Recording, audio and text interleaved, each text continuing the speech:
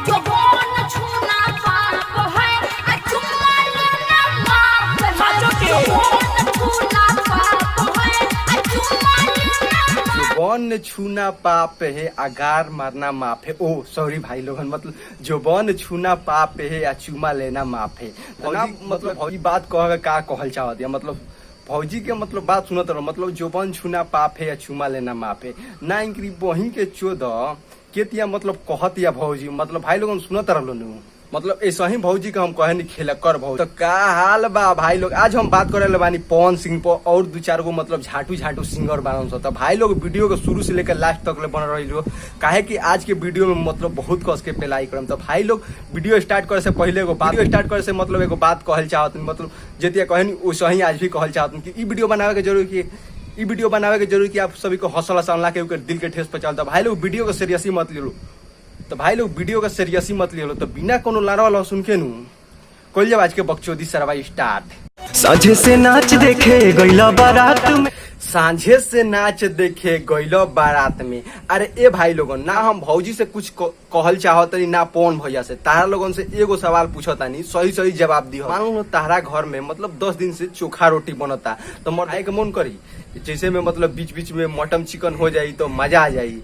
लेकिन भौजी के दिया कहत या सांझे से नाच देखे गइलो बारात में। एक और बहिन चोदा हमरा ई नहीं समझ में आवत नु, आज 3-4 साल से ना रे सार, मतलब 3-4 महीना से लॉकडाउन चलता। आदमी के मतलब मेहरारू रहते हुए मतलब जे बॉम्बे और दिल्ली में फसल बा मतलब हाथे हिला के काम चलावता लो। तो मतलब इतने देर में मतलब पवन भैया मतलब नाच देखे चल गइल बारन, तो कौन गलती कर दिले बारन?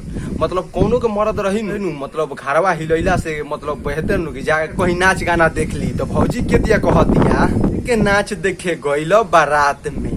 भइल बड़ा हे हर अपन में हर छोड़ी रात में, भइल बड़ा हे हर अपन में हर छोड़ी रात, भइल बारो हेहर छोड़ी मेहर अपन रात में। मेहरारू छोड़ के कहीं चल जाई तो हेहर हो जाई, तब तो सरवा हमार कैमरा करता तो इस सरवा हेहर नंबर 2 बार। काहे कि सरवा अपना जब मेहरारू के रात में छोड़ के जाला तो 2-4 टिप मार के जाला, बिना सरवा मरले जाला ना। देख के तू आइला का कइला मीठा मीठा बातें कमरिया हो, कदोनी देख के तू आइला का कइला मीठा मीठा बातें कमरिया हो, मीठा बथे कमरिया हो। अरे ए भौजी एगो तू बात जान लो, मतलब पवनवा जमना का पेरला तो अच्छा जानी के दांतों लाग जाला। अभी तो तार खाली मीठा कमर नु बथता। अरे ए पवन भैया, मतलब ज्यादा तारा गर्मी लागता तो कली पर जा 2-4 बाल्टी भर लो आ नहा लो, नार पर गंजिया खोल के फेंकता रहो। तू लो भाई लोगन जानत हो पवन भैया के मतलब गर्मी लागत है, यही से गंजी खोल के फेंकलन। बाकी ऐसा बात नहीं के पवन भैया के आगे धान कुटी के मशीन भी आ तो गर्मी लगबे करी। तो भाई लोग गर्मी लागी काहे ना, पवन सिंह के मतलब सामान देख के मतलब ठारा हो गइल बा, से गंजी खोल के फेंकलन।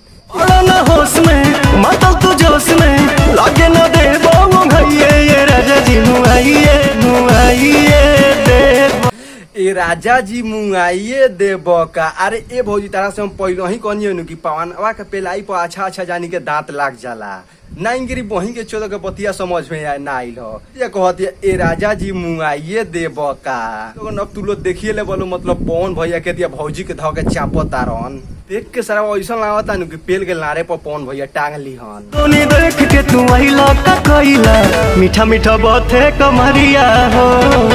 अब देखलो भाई लोग मतलब गाना देखला के बाद नु खाली पौने भैया में गलती हम ना कहम, काहे कि भौजियों में हम गलती कहम। देखत रहो भाई लोग मतलब भौजी के दिया पवन भैया के धो के चापती है, मतलब देखला के बाद सारा ऐसा होता नु कि पवन भैया अभी मतलब मंगियन नु मतलब खोल के 2-4 टिप दे दी। कदोनी देख के तू आइला का कइला मीठा बातें कमरिया हो। अरे सर कैमरा मैन तोरा के हम आगे ही बता दिल कि मतलब ऐसा सीन आयल तो सरवा ते पहले तो हमरा के पहले ही बता दिए, बाकी ते सरवा बिना कहले है लगा देली गाना। सरवा ऐसा सीन हमरा देखला के बाद ऐसा लागेला नु कि सरवा मुठ मार के गिरा दी।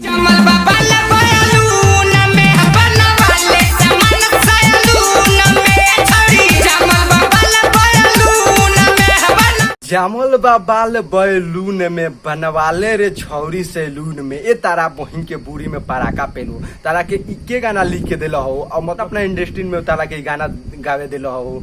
सारा लागत है कि सरवा के से मारी लड़वा उखाड़ के सरवा के गर्दानवा में घुस जाइए।